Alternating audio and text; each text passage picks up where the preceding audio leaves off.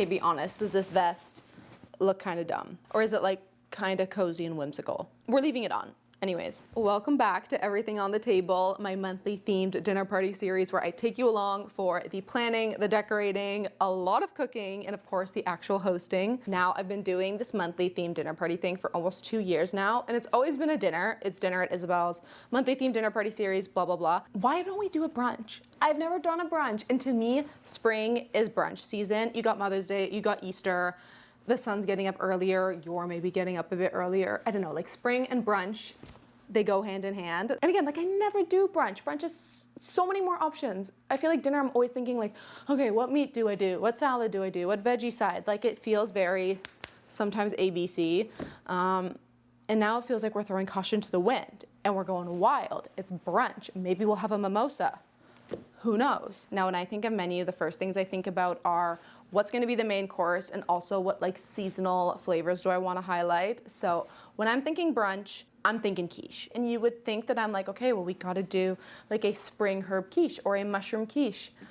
But that's not what I want when it comes to quiche. I want like a bacon quiche, honestly. And we're also doing kind of like a couples brunch. And frankly, I know the guys would also want a bacon quiche. Not that I'm catering my menu to them, but that's what I want. I know that that's what they're gonna want. So win, win, win. Also gonna double down on the French influence and do double dose of Dijon. So Dijon in the custard, Dijon breast on the pastry. And I just think that's going to be so delicious. And then we'll get our spring veggie fix with the salad on the side, which is going to be like an arugula and lemony pea salad. I kind of want to throw tarragon and maybe some radish in there. I feel like that kind of goes with kind of like the French vibe of the quiche, and also they're just very springy flavors. Now to build around the quiche, I'm going to do like a little pastry case. We'll have a savory option and 2 sweet options. Now when I think about a pastry case, I feel like you want a bread, some type of scone, and then a cake.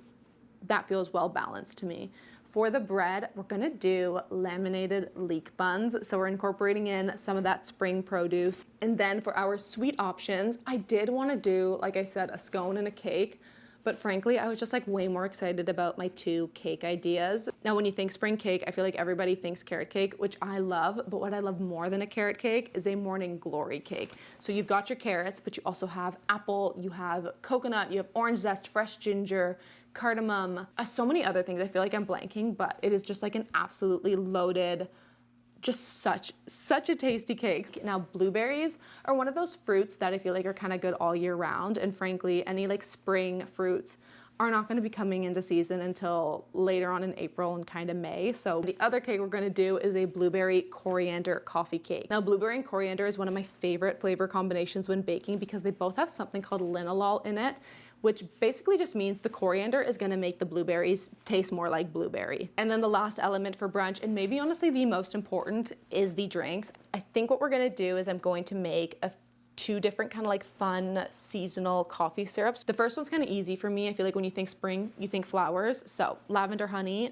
that sounds delicious. I love a lavender honey latte. The other one, I don't know, I debated doing something with tea, like an Earl Grey syrup, but I think instead we're gonna do vanilla cardamom. I'm gonna do 2 different juice options. We'll have freshly squeezed orange juice because duh, it's brunch. But then I also wanted to do a carrot juice. I feel like straight up carrot juice is a little bit much. So I think we'll do like a carrot ginger apple juice because again, carrots are very springy, rabbits, spring. And then last but not least, I thought it'd be kind of funny if I pulled out ginger shots, kind of like welcome shots for everyone. And I feel like that sounds like a pretty solid menu. So let's get on to decorating.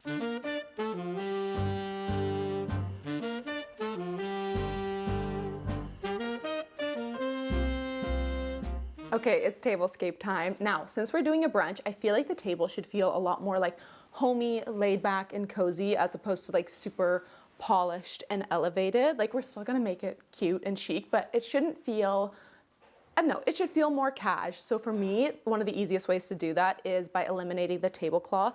I also just love to see the wood on the table, but I always find that when I don't have a tablecloth, I need a table runner. I just need something like that to kind of ground the table, if that makes sense. Otherwise, it just looks a little barren. I do have this beautiful blue striped runner, so we're gonna kind of lean in and do an overall blue type theme because I really really, really want to use these dishes. I got these as a gift last year and I still have never used them. I don't know if this would be considered like a salad plate or a dessert plate, but it has this really fun kind of ruffled 3D type edge, and then obviously the colors and the little flowers on it. And then my favorite are actually the bowls. I love these bowls, and you definitely could put them on top of each other, like that looks very sweet, but it just doesn't feel like the correct vibe to me. And I kept kind of playing around with these plates and I just can't make them work. Maybe for another tablescape, another day, I will make them work, but the lime green just throws me off a little bit too much. So instead, I have these, which are definitely more subdued, but they still have like a pretty blue design. So we'll go with that, plus that on top. And I think that looks just like really sweet and really cute. Now, let me bring you over and show you what else I'm thinking. Okay, so this is all the different glassware I've pulled. So we need mugs for coffee, we need a juice glass, we need a water glass, but I really want an excuse to use these. I got these at a vintage store and I have a set of 8 and I just think they are the coolest little things. They're also quite small, so they would only really do an espresso shot, and I think we're definitely gonna be going more with like a latte type vibe. However, I think this could be really perfect for ginger shots. I want to do like little welcome shots, but because it's breakfast, it's going to be like ginger shots in like a very chic way. We'll also be using my gurgle pot for the first time. If you've never used one of these, it's just like a water pitcher, but when you pour it, it like gurgles. Like it makes some funny glug sounds, and I just think it's like really silly and I love it. And we also have some wicker pieces again, just because it gives that kind of like homey, laid back vibe.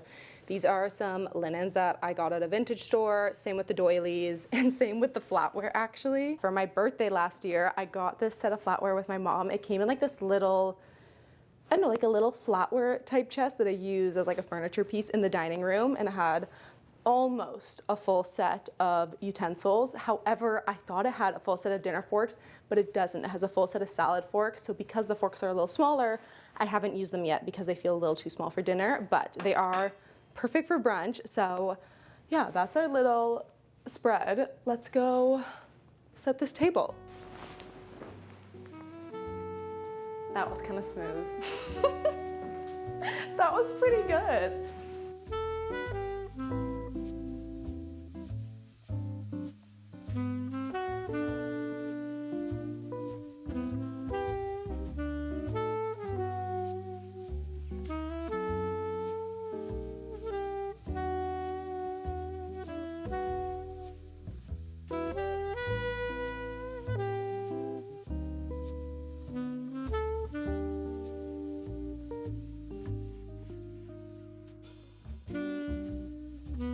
So cute.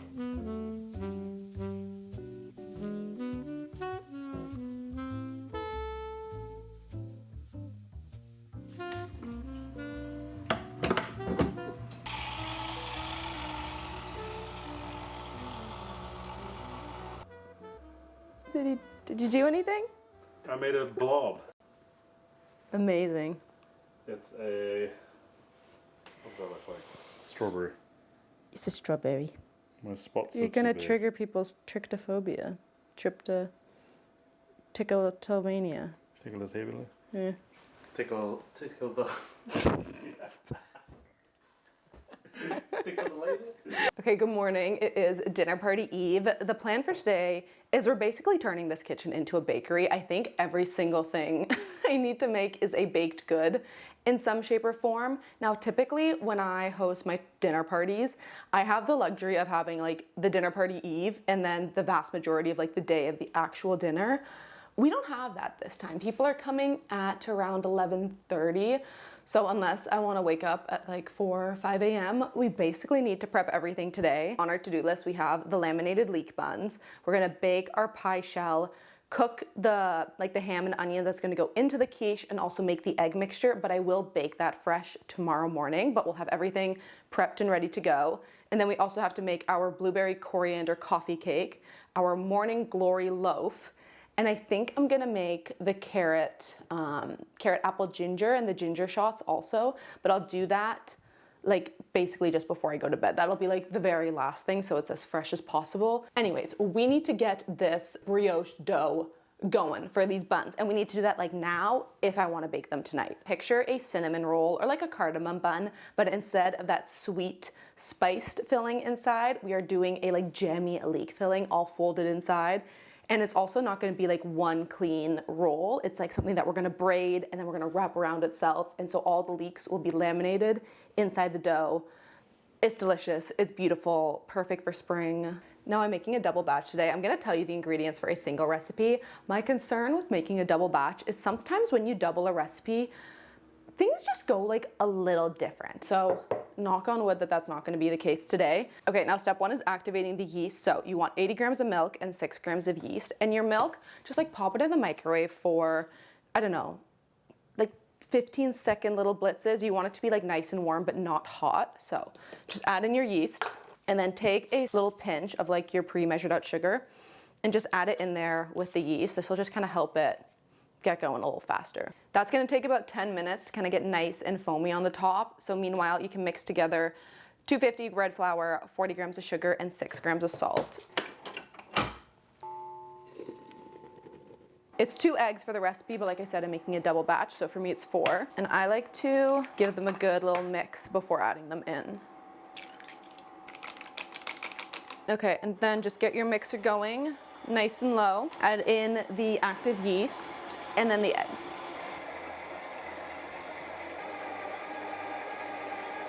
Okay, this has been going for about 20 minutes. I usually find it takes 15 to 20. It depends on your mixer. Like I said, I'm doing a double batch, so it's a little longer. Okay, so you'll see how if I pick it up now, you see first of all how this is already very stretchy. The thing about this step is you really want to take your time here because once you add in the butter, it's a lot harder to develop gluten. So what you're gonna want to do, the dough's very sticky. That's gonna be normal. Just kind of get it in a ball so it's like a little easier to manage. And then you want to do that classic window pane test. So just like gently stretch out the dough. It should stretch and then you should be able to get it to a point where it's kind of see-through and you can see some light shining through it. We're just going to start adding in our butter. This is going to take a while. You want to let the butter incorporate between the additions. So I usually find it takes me like 5 minutes to gradually get all the butter in, and then I usually mix it for another 10 minutes after that. Oh, also your butter needs to be like super soft and squidgy for this. Like you should easily be able to press a thumbprint into your butter. It just needs to be incredibly soft or else it's just not going to incorporate into the dough. I let it knead for another like 5 or so minutes. Now I just gotta let it proof. Like 8 to 12 hours-ish, so kind of like overnight is ideal, but since I just don't want to have to shape them in the morning, we will bake these off this evening. Just transfer it into a clean bowl. Okay, we're making laminated leek buns, so of course we gotta have some leeks. Only want to use the light parts. The dark parts I'll usually keep and I'll freeze and I'll save them for when I make stock. And then you're gonna want to give them a really good rinse because leeks are always so dirty. And here I'm just kind of cutting them, I don't know, in like 1/6 or 1/8 because you want the pieces to be pretty small after we slice them.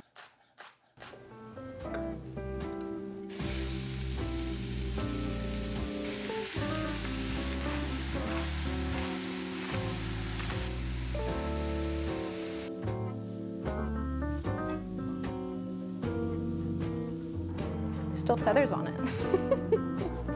Come slightly closer. Yeah. Switching gears to quiche duty, if there's one thing I can recommend when you are baking pie crust, especially for something as liquidy as quiche, aluminum pie tin. Now, I know a lot of us have beautiful porcelain or stoneware pie tins. I have them as well. These are gonna work better. They conduct heat so much faster. Right now I have my oven preheating to 425 and I have a baking sheet in there. So that baking sheet is also getting nice and hot. Once this is all molded, this is so thin, it's metal, right? You're gonna put it right on that bottom, immediately starting to get golden brown. You will, I notice when I use these, I get such a more even golden brown crust all the way through, which is really important when you're doing quiche because you're literally just putting a liquid egg filling inside. You don't want your crust to be limp and soggy, and this is, in my opinion, the best way to mitigate it. It's also, you can get them for like a couple bucks at the dollar store, and you can reuse them. I've been testing this quiche many, many times, and these are the same 2 pans I've just been reusing over and over and over again. So, oh, and one more thing, also, because they're bendable, it makes the quiche so easy to unmold. So if you want, you could even unmold it and then put it in your pretty, beautiful, decorated pie tin. Nobody needs to know your secrets. That's all I'm saying.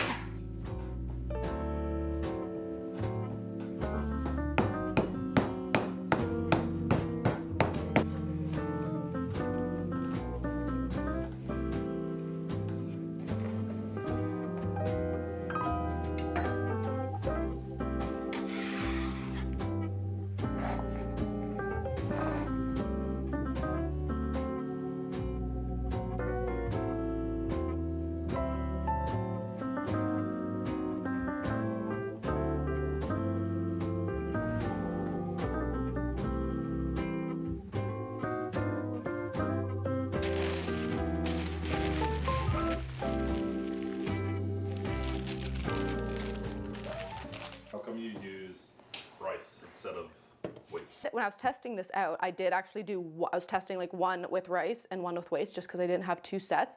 And it actually browns a lot nicer with rice. I think it's because the weights are like a little too heavy. But yeah, I have weights, but now I'm team rice. Or beans. I've never tried beans, but yeah, it's always like dried beans. Okay, these on a hot sheet tray, immediately into the oven, 425.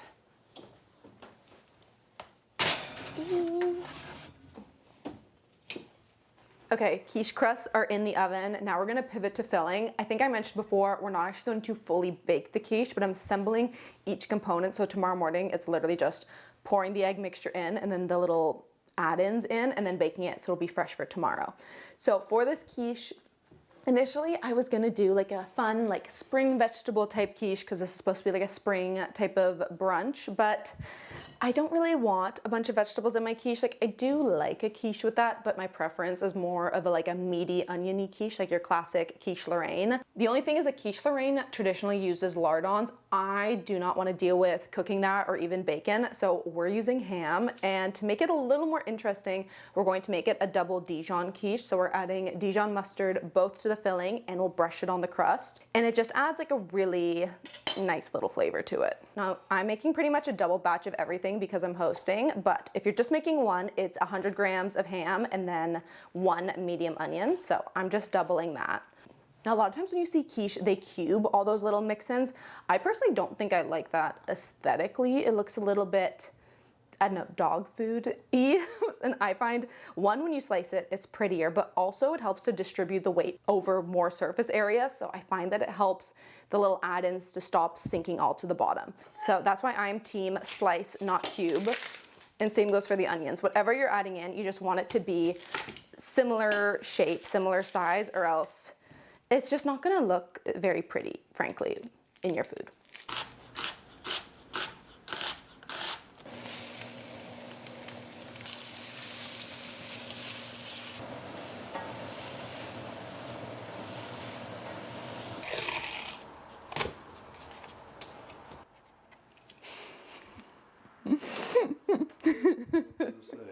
Ham and onion for quiche. No. For quiche. Are you redoing it? No.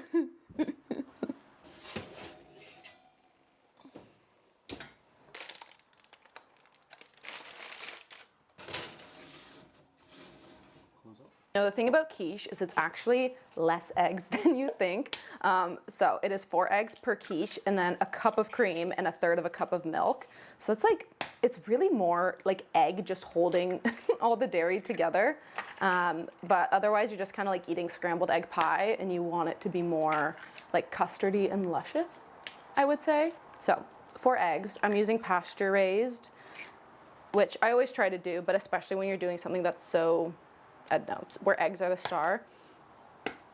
Pasture, if you can.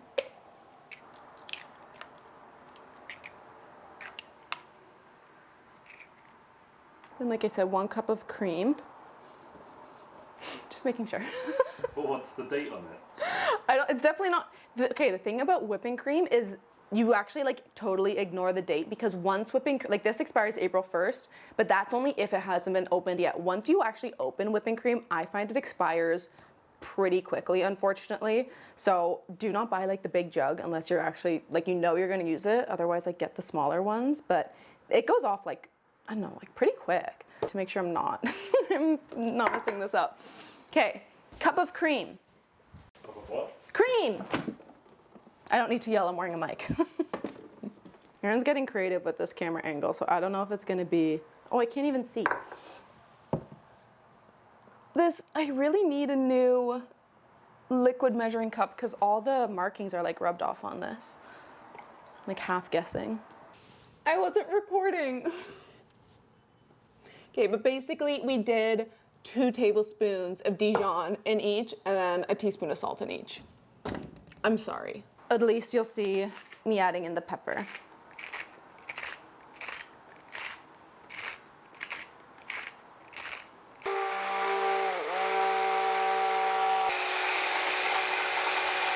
Okay, laminated leek dough is proofing, leek filling is done, quiche crusts are baked, quiche filling done, ham and onion mixture done, savory, we're putting it on the shelf, and we're pivoting to sweet. We are gonna make a morning glory cake, which is basically a carrot cake, but extra. So you have grated carrot in it, but you also have apple, orange, fresh ginger, cardamom, cinnamon, coconut. It's literally just like carrot cake, but more, and I absolutely love it. Usually I do add walnuts in it, but we do have a nut allergy, so we're skipping the walnuts for today. I've measured out pretty much everything, but we gotta grate up the carrots, the apples, the ginger, and zest our oranges.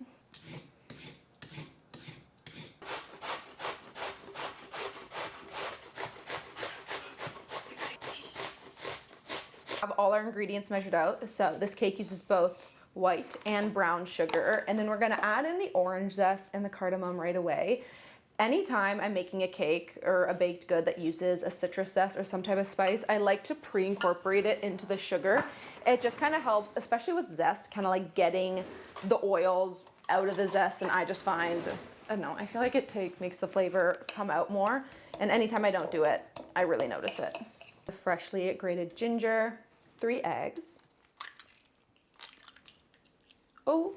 Okay, I got a little bit of shell in there. Something my mom taught me is if you ever get shell, use the big shell to fish out the little shell, because it's kind of like it wants to go home. Like it automatically, it automatically like wants to cling back to the mother shell. So if you ever get shell, always use the big shell to scoop it out. Okay, and then vegetable oil. I am measuring the vanilla with my heart. So the nice thing about an oil-based cake is 1, the texture is always incredible, and 2, you don't need to break out your electric mixer, which to me is a big win. Shredded apple, carrots, and coconut. And like I mentioned before, normally I do walnuts in it, but we're going nut-free this time. It's almost more mix-ins than cake.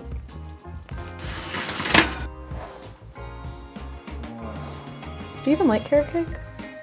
I'm allergic. But they still look fantastic. He's not allergic.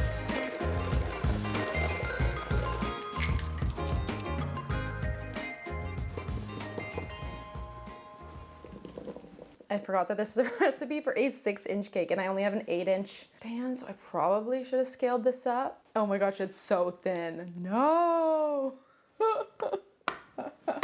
Look how thin it is. I don't know if you can tell.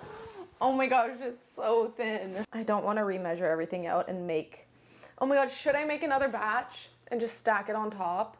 I really don't want to do that. It's such a mess. Making it again. I'm making this for a second time. I made it, but I forgot that my recipe was for a 6-inch cake. Why does this look weird? I think it's fine. It's because I did it. Yeah. You shouldn't have given me such great responsibility. I feel like I'm overworking it too. I think it's fine. It looks fantastic. I'm excited about this.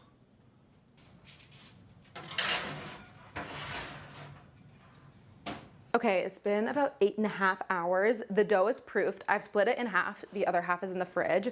So what you're gonna wanna do is just kind of coat it in flour, because again, this dough is quite sticky, but you're gonna roll it out to 15 by 45. You do wanna try and get this to be as nice of a rectangle as possible. So I like to have a little bench scraper handy, and I'll just like neaten up the edges. Every so often you can just kind of make sure it's not sticking too bad, and if it is, give it a little dust with some flour. I'm thinking that's looking pretty good. Yeah.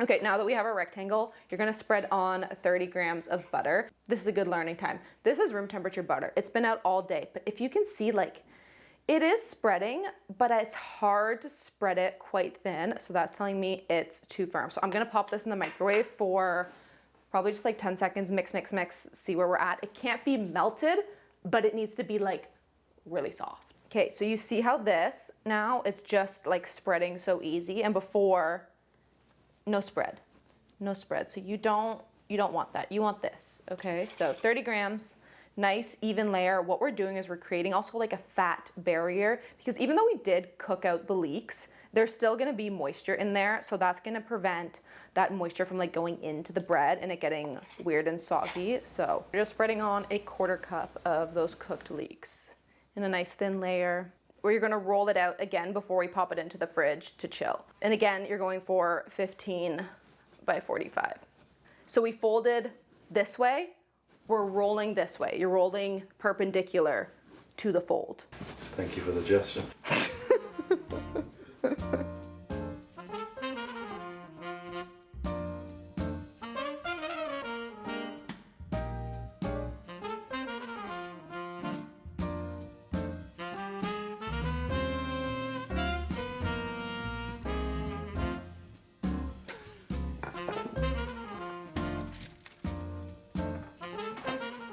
It'll be the pie crust. It's not a pie crust, Aaron. What is it? It's a... Don't quiz me. Okay, we just got it out of the oven, and now it's time. So tired. Come on, just tell us what you're up to, doll. We just took it out of the fridge. It's 15 by 30. Trim the ugly bits so that we have like a perfectly even square. Rectangle. Save those, okay? We'll make like a little discard bun. We're gonna cut at about every inch. You wanna use a pretty sharp knife for this. You should get 12 strips. 1, 2, 3, 4, 5, 6, 7, 8, 9, 10. I got 10. It's not measuring. It's fine. How many did you want? 12. Oh, there's a bell. It's fine. You should end up with 10 to 12, so we're good. What you're gonna do is we're going to cut each strip into 3, but leave a little hinge at the top. So 1, 2. It's gonna braid it. If you've never braided before, you're just taking the outside and bringing it to the center. Outside to center, outside to center, all the way down. And then you're just going to join the 2 ends. And then you have your pretty little braided bun.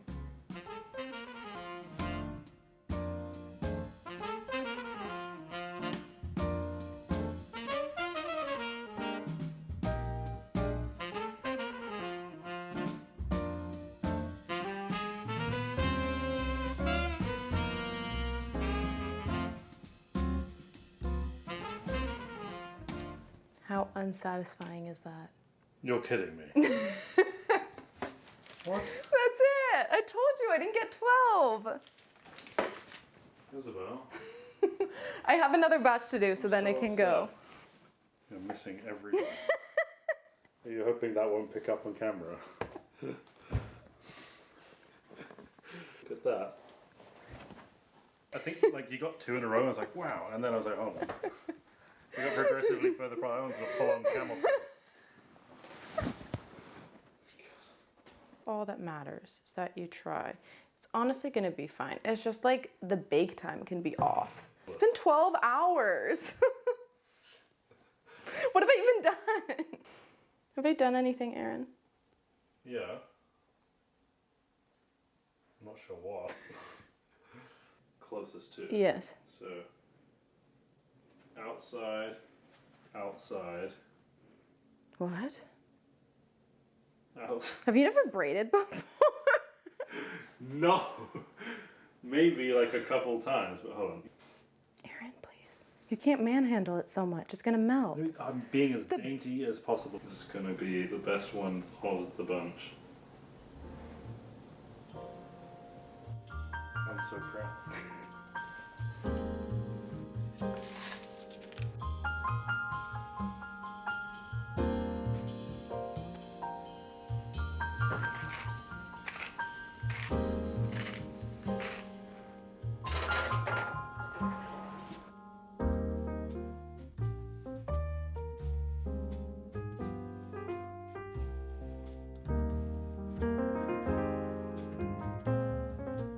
It's 7:30. This is a much later start than I was expecting. Not much later, but I wanted to be up at 6:30, but my body was like, yeah, no, that's not happening.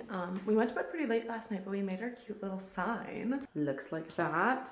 We kept it simple and did the menu, which I still think is cute. People are coming at 12:30, so it's currently 7:30. We need to make the frosting for the morning glory loaf. We need to do both of our freshly squeezed juices, our carrot juice and our freshly squeezed orange juice. We gotta bake the quiches. We gotta make the salad. I think that's everything. I'm pretty sure that's everything. So it's not too bad, but I do kind of like need to get going because I also have to like shower and get ready.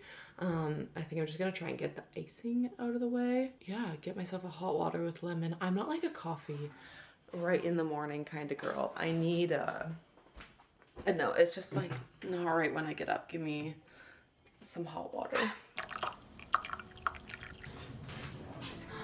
Nothing like butter and cream cheese at 7:30 in the morning.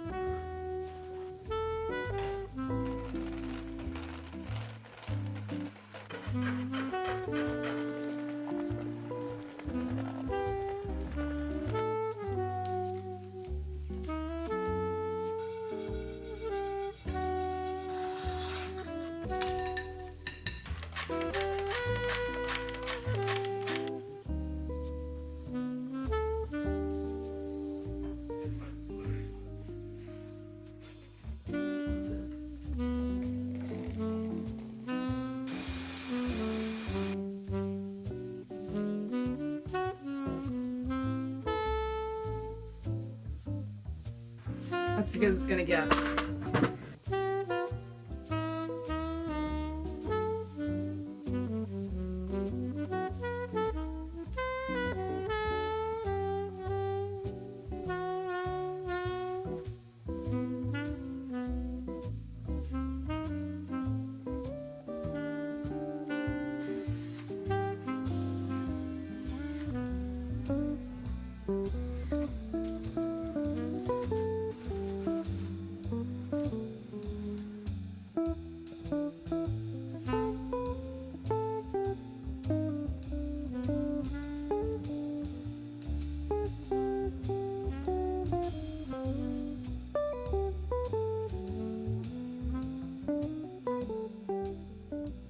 Am I focused? Okay, it's time for the quiches to go into the oven. We have the 2 homemade pie crusts we baked up yesterday, the filling we prepped yesterday, and the ham and onions to go in. So it's really just a matter of kind of getting it all in there. Now, something I like to do with this quiche is I'm going to add some Dijon right to the crust, and I'm just going to brush that kind of all over with a pastry brush. Both for flavor, but it also kind of helps to act as a little bit of a barrier to the crust because the filling is like all liquid. Then we're only going to be adding in half of this mixture, and then we're going to let it bake for 15 minutes, and then we'll add in the other half. And this just helps prevent like adding too much at once and then everything kind of sinking to the bottom. Okay, into the oven, 325, about an hour. But remember, in 15 minutes, take them out, add the rest of that, and then keep baking. And we have finally made it. It is officially brunch time. Now what I've come to accept is that no matter how much I prep in advance, that hour before people arrive, it's always a blur. Like, I'm not exaggerating when I say I am physically running around the house. When everyone started rolling in, I was just finishing up icing those morning glory loaves and topping them off with some toasted coconut, and they smelled so delicious. Aaron was our barista for the brunch. I will say latte art is not either of our strong suits, but Aaron did get weirdly really good at it as he was making all the coffees. Maybe that's just what 45 minutes at a coffee machine will do to you, but my friend Elena jokingly requested that she wanted a swan. And I mean, I think he did pretty good. That kind of does look like a swan. I'll let you see Elena's reaction here. I got the swan! I got a swan! From your perspective, it's a small. Once everyone had their coffees, it was time to pour up the ginger shots. Now these little metal mugs are actually a lot bigger than they appear, so this was a very, very generously sized portion. And on an empty stomach, I mean, you feel that going straight into your stomach. I mean, that's just a really hefty pour of straight ginger, frankly. I do not recommend doing them all in one go. If anyone was not awake before, they were definitely awake now. Needless to say, I think everyone needed a little something to wash it down, so I opened a little bit of bubbly in case anyone wanted to make their juice a mimosa. We of course had that freshly squeezed ginger juice, and then also the carrot apple ginger juice. I promise this one was not overly gingery, it was just like a nice, subtle amount of ginger. On to the main event, the food. I sliced very large slices of quiche, and I was so happy to see that the pastry was just as buttery and flaky as I expected it to be. And I mean, like, I knew it was going to be, but there's always like that little voice in the back of your head that's like, maybe it won't turn out, maybe something will happen. But no, the crust was flaky and the quiche itself was just creamy and delicious. I served the big slices alongside a generous portion of the arugula lemony spring pea salad, because I always want like a pretty hefty portion of salad on the side of my quiche. Just feels like it helps balance everything out. And as much as I loved the tablescape before, I feel like as soon as the food got put down, it really came to life. Those little pops of orange from the carrot juice and the blues and the tulips, it just felt so spring. And I feel like this would be such a good spread for Easter brunch or Mother's Day brunch. I think I mentioned that this was a couples brunch, so not everyone had met, so it was really fun to kind of have a bit of a newer group. I usually just do like a girls' night, and it's a pretty similar group of girls every time, which, don't get me wrong, I love my girls, I love a girls' night, but this was just kind of a different dynamic, and I think it's fun to mix it up every now and then. Happy to report those plates came back scraped clean, so it was time to head into the kitchen and plate up dessert, that morning glory cake with the cream cheese frosting and toasted coconut on top. And that blueberry coriander coffee cake was put in little to-go boxes to take home. And there we have it, another gathering in the books. I hope you enjoyed coming along for the whole process. If you haven't already, like, subscribe, and I'll see you back here next time to go over everything on the table.